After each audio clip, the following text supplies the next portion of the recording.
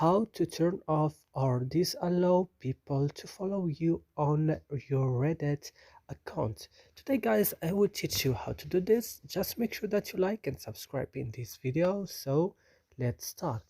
First you will just go to your profile icon here and you will open it, and after this you will just go to settings. You will just go down and then you will go to account settings here. Then you will just click, and then on account settings you will find like a lot of option, and you will just click. You will just square down and you will go to here to this place, allow people to follow you. You will turn off this by clicking here on this place and make it look like this, and that's it. So I hope this video is useful for you guys. Do not forget to like and subscribe in our channel, and see you next video.